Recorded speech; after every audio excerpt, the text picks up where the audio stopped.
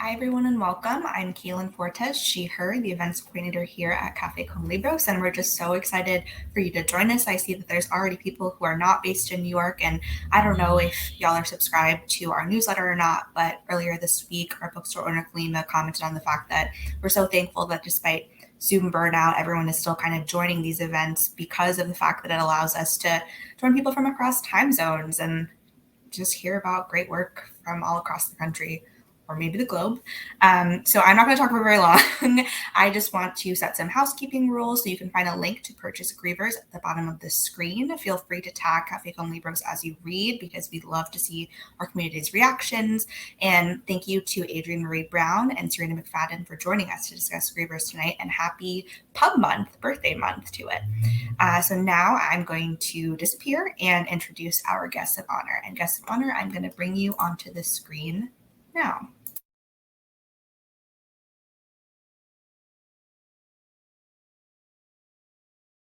Amazing. So thank you again for joining us. Our author, Adrienne Marie Brown, is a writer living in Detroit. She is a student of the works of Octavia E. Butler and Ursula K. Le Guin.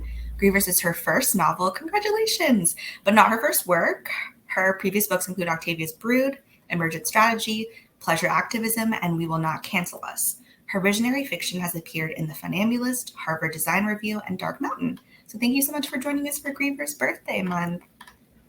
Now, our conversation partner, Syreeta McFadden, is a writer and professor of English at the City University of New York's Borough of Manhattan Community College. Syreeta's works deal mainly with gender, politics, race, and culture. Her work has been featured in the poetry anthology Breakbeat Poets 2, Black Girl Magic, and the anthology Indelible in the Hippocampus, Writings from the Me Too Movement.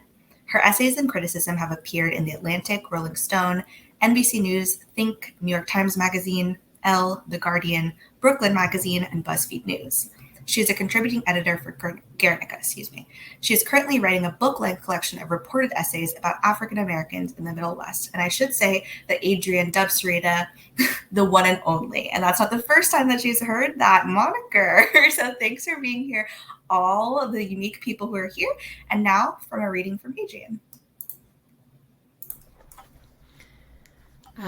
Well, first, hi everyone. This is my first time doing any reading in the world of this book or any event related to this, so I'm excited to be here. Excited to be here with you all. And I just thought I would start at the beginning. So the prologue, quote, "We are beginning to understand that we have souls," end quote, Grace Lee Boggs. Everything green bursts forth, breaking open any previous container, seed, body, concept, moment. Death is transition. It offers many faces, many sounds and smells, many distinct ways that a living thing can suddenly be absent from a body which, stripped of the most obvious and appealing miracle, becomes a haven for any creature who can manage the stench. Death is the way the old let go, leaving the young something to cleave to make new as they crawl out of the earth, becoming the home for the next life, unimaginable until it begins to breathe. Chapter 1, Burn. Dune was new to touching death.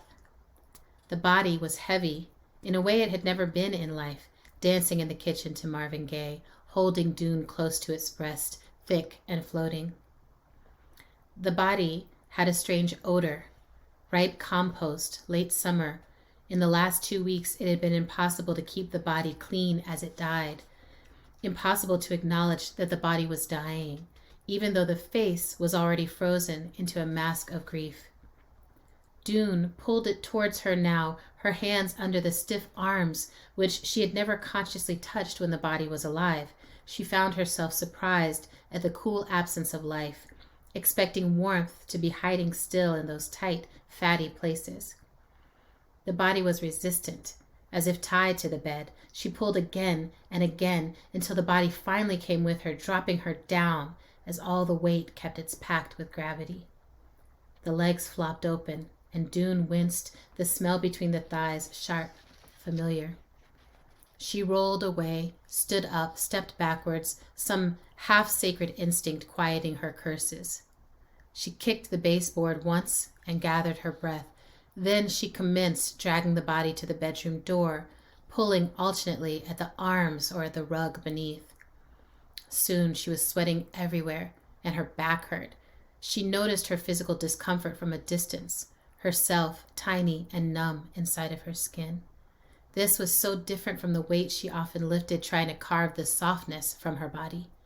When she reached the door frame, she slumped against it, resting for a moment, the body leaning against her shins. Sallow light whispered through dark oak blinds, leaving slat shadows on a hardwood floor cluttered with small rugs her mother had brought home from Morocco. Her father had splurged on the blinds in order to take naps. Now, the bed's brass frame burned with sun. Dust motes, set wild by Dune's labor, caught in the beams, the only motion. The room looked quiet, peaceful. Her mother would never have let the bed be a mess in daylight. Her mother kept a framed poster of Bob Marley in every bedroom since college, and she'd put him over this bed after Dune's father died. No one else Dune knew framed $3 posters, but her mother, liked things to give the appearance of togetherness. Her mother would never be in an unseemly pile of nightgown, cold greasy skin, and soiled underwear at her daughter's feet. Dune looked behind her, down the hallway, through the kitchen, keeping out of sight of Mama Vivian, down the back porch stairs, through the tall grass, across the yard, to the makeshift pyre. She would do this. No one else would help her. She didn't want anyone else's help. She would let her mother go.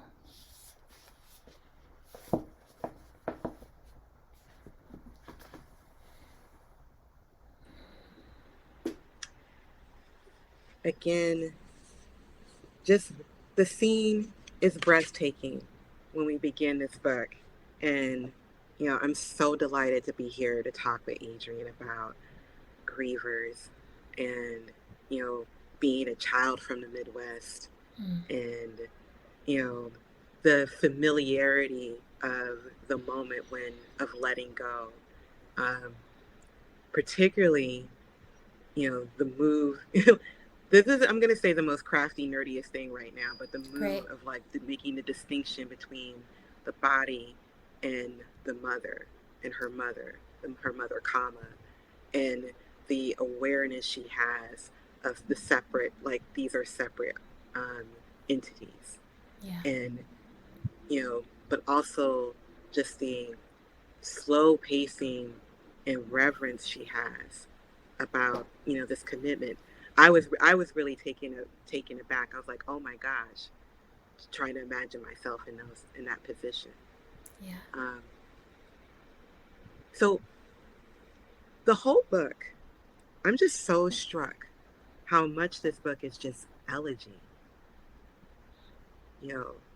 For her mother, for her father, for her grandmother, for her community, for her city. And, I would love for you to just kind of talk a little bit about, what was the seed that brought you, what was the seed? What was the idea? When did you start writing this book? Yeah. Well, sometimes, it feels like, oh, I think maybe I've always been writing this book. The first time I ever lost someone, I started writing this book in a way, which was when I was very young. Actually, it was in the 6th grade. It was the first time that I was like, this is a friend, and now they've died. And, but I think intentionally, the first story, I think I started around 2011, and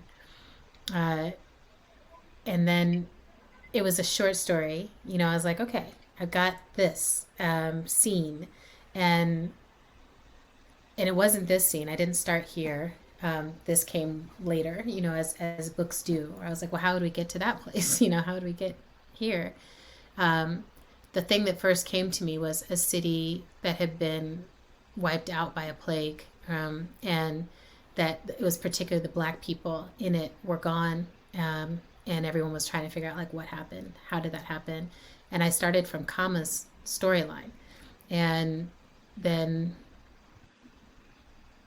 I kept losing people. Like the whole time I was living in Detroit, people in Detroit were dying who I loved and who were so important and who were shapers of the future I believe in. And so then I started writing them into the book, which was, you don't do that.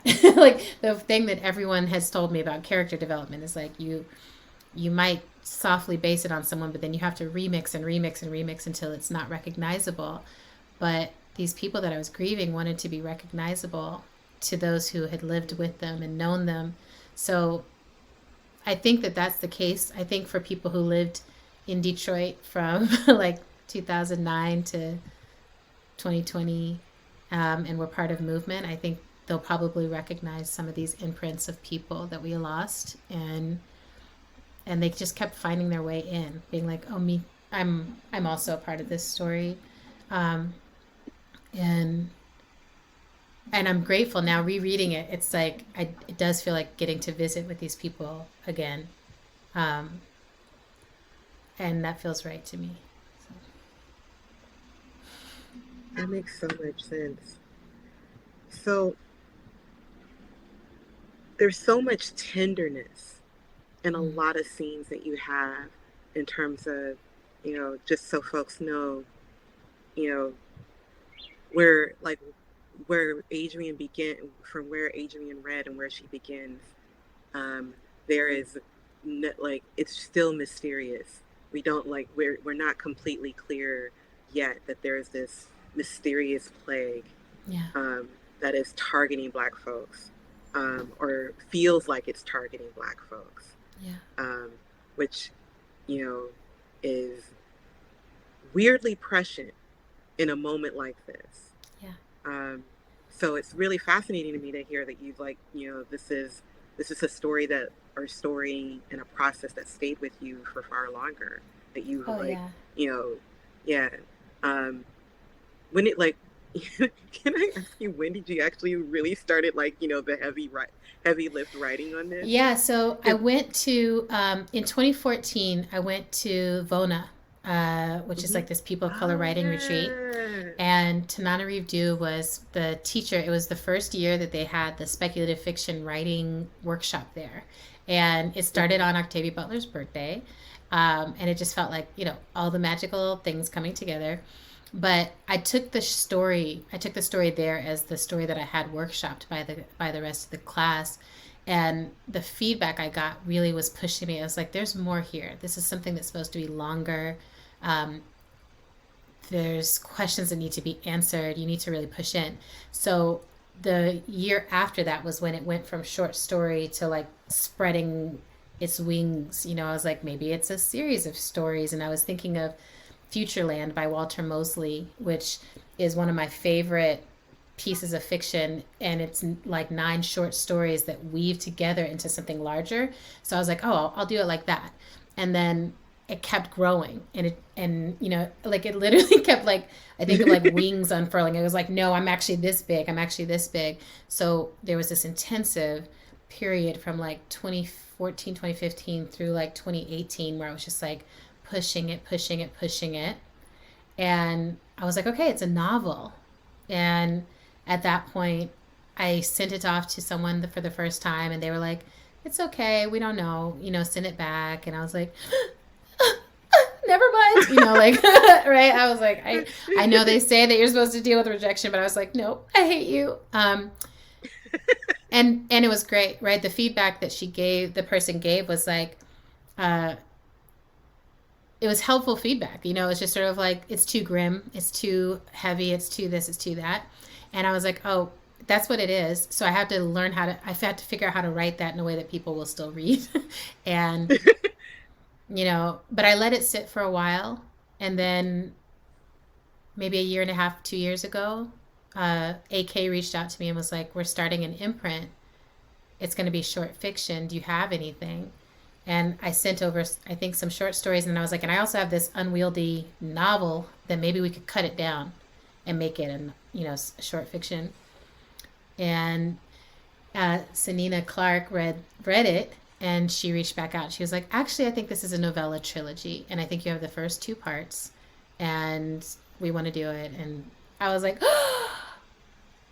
it was the most enlivening, exciting feeling, to just be like, okay, I think there's more. There is more.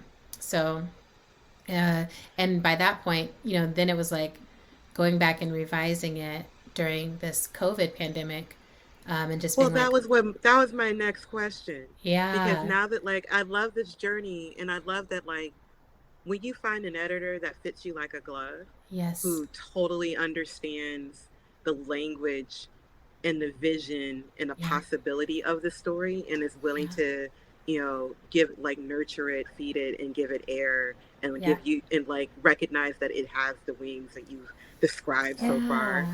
yeah. There's nothing better than that. It Um, really is the but best. yeah, yeah, which is what like, but what's so fascinating about, this moment where we're still kind of where we're all pretty much still in a state of grief. Yes. Um, and for this book, I'm just reading parts of it, and I feel like I'm reading the transcription of what the last year felt like, and Uh-huh. just following your main character. So, can you talk a little bit about your main character, Dune, Yeah. who's our eyes and our ears, and who bears Yeah. witness to to what's unfolding? So Dune is the daughter of these two organizers, like Detroit organizers, one who is Chinese American and one who is black from like New African community, um, and and they're both of them were like these super extroverted, big personality, big research, like let's get in there, let's go talk to the people and figure this out. And Dune is their child. And what I know for sure from having been around a lot of movementy parents is that the kids tend to go one of two directions. Either they go hardcore, like bigger, I'm going to be bigger and louder and like more bombastic, radical, or they go the other direction, which is like, I am a quiet nerd. I don't want to be at a meeting ever again. I feel like movement has taken too much from me already. And so that's Dune. When we first meet Dune, she's kind of like, I'm just trying to get my hustle on. I'm trying to figure out what I'm trying to do in life, and I'm not really thinking about movement. I'm trying to make sure we keep our heads above water. Um, and then she loses, the people who were her kind of anchors, and we get to watch her begin the process of transformation through this grief, which is also my experience of grief is that you take on parts of the people that you lose. It's like your responsibility to carry them forward in some way. And it takes a while to figure out what the way is. Um, and so we just get to see this person moving through her grief process, um, and the dance between how solitary that is and what happens when it's a collective experience as well. Yeah, And that part, that feels very much like what this past year and a half has felt like is that everyone is having their individual experiences of grief, and there's also something happening at a mass level. And because we live in the US and in this world at this time, it impacts black and brown people at a higher rate, higher numbers, higher intensity. um, you know that first sweep, or who are the essential workers, and those kind of pieces, um, all of that, it feels like, oh yeah, that's the world, that's what we're in. yeah. Yeah. I mean, it was, you know, the other thing too about Dune in this moment, Dune who makes you know, powerfully this powerful decision, but also, I just feel so much for her where she makes this, the systems have failed. The Yes. systems have failed to help support her in the care Exactly. in the caring of her mother, Yeah. that she takes on what is an enormous um, responsibility. Yeah.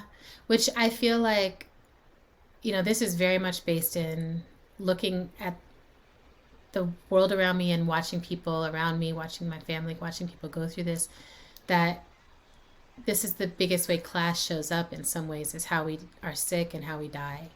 And I wanted to be really scathing about that. Like I really wanted to cast judgment on it. And so, you know, from my own experiences of emergency and going into the hospital, it never fails to like hurt my heart when the first thing they ask is like, what's your insurance? Like what, like we need to know. And I'm like, I think I'm dying and you're asking me how am I to pay for it? And just that is the loop. And the assumption when Black and brown people come in is that there's not a way, that we don't have that insurance, or that we don't have a way to cover ourselves. And then how it steeps into us as distrust of these systems, and it's wise distrust of these systems, right? So, right now we have huge portions of the Black community that are like, I don't care what you say, I will not trust the vaccine, I will not trust it. And it's like, that is intergenerational traumatic shaping, and it's not unwise, even if it isn't aligned with living through this period of time. But it's like, how many times do you drop us and then tell us, no, this time you can fall into my arms? So, Right. I felt like I wanted to have a character, and I wanted to also, like, Dune is very much like how I feel inside, in terms of how it feels to be grieving, where you're just like, I just want to close the door. Yeah. I just want to close the door and go inward and not deal with everyone, Dune Dune was very recognizable. I mean, like many many of us here, like I'm sure listening in and Yeah. part of this event tonight, you know, I like, grief is grief is weird and malleable. It's just Yeah. like it doesn't it's um it changes. It doesn't necessarily leave you.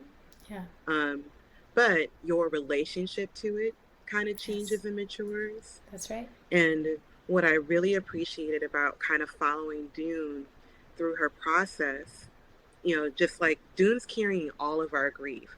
That's Yes. how I was reading it. Dune is Yeah. carrying not only her grief, but the grief, but everyone's grief in the book, in Yeah. terms of just how she's trying to like, stay connected and not stay connected. Yeah. Um, just her like, how private, like in the beginning, her early recognition of how she had to be super private with her grief about the loss of her mother. Yes. um, Even in, could not deal with the larger systemic or the big mystery question that the novel asks, because I'm sure readers are like, what is this thing that's targeting, you know Yes. this majority Black city? um, Yeah. and Yeah. I found Dunes kind of trying to anchor herself in familiar, and then also try to anchor herself in, you know trying to create some sort of methodical process to really try and make sense of the world. Can, Yeah. like, you have this wonderful scene. Things I'm going to say, guys, are going to feel like spoilers. So, like, but not really, because I'm not Yeah. really spoiling anything. I'm just telling you about fire spots that you want to, like, be on the lookout for when you do buy the book at the end of this conversation. But I want, like, you know the city, you know it's the thing about Detroit. I've been to Detroit only once. Wow. All right. Yeah. And Detroit was familiar in, like, I'm from the Midwest. I'm from Wisconsin. I'm from Milwaukee in Mm-hmm. particular, which is, yes, yet another Rust Belt city. Exactly. And the kind of quality about how you talk about the feeling and the state of being, just kind of the state of being in Detroit Yeah. was so familiar to me, because it's very similar to Milwaukee. I Yeah. could have put I could set this, like, take what you defined in this world and put it in Milwaukee, of a city that's kind of on the, like, that, where the narrative has been the city is on the brink of decline. That's The right. city is always at the edge of decay. That's right. And what the national narrative about Detroit Yeah. is so centered in its images of late stage capitalism at its decline. Yeah. Can you talk a little bit about kind of how that fed into the world building you were doing for this book? Yeah, I mean, I fell in love with Detroit. Like, I fell hard for Detroit. I was just like, this is such a fascinating city as a Black person and as someone who thinks about apocalypse. It's like this city has been to the brink and come back many times, or been through it, went over the brink and was like, well, here's something new. And when I moved to Detroit, I moved into a neighborhood that was Black and where there were active drug users walking around on the street, and people who were homeless, people who were in trade, and it felt great. It felt safe. It felt Black. It just felt like, yeah, we're all surviving somehow. And we're about a block from the only overnight shelter. And I watched the gentrification of the city, as emergency management came in, and then they were like, we're going to do this and we're going to make Detroit great again. Like, basically, Grace had said that she's like, Detroit is what the rest of the country has to look forward to. And I'm like, yeah, I was totally gonna come back and say that, like, it's that, right? Yeah. It's like you're in this place where you're like, if you think that capitalism works, it's a matter of time, not a matter of its functionality. It's a matter of how willing you were to like give up your soul to advance amongst it, and that includes giving up the soul of a city sometimes. So there's been this battle. The whole time that I was there, it was a battleground for the future of Detroit, the water, the land, the spirit of the place. And the things I felt really curious about were, how do you hold on? Like, how do we take a snapshot of a moment of a city in its phase? Like, the whole time I was here, I kept hearing stories of like, oh, if you'd only seen Detroit in this period of the 80s, if you'd seen it in the like late 90s, you think this is bad. You should have seen it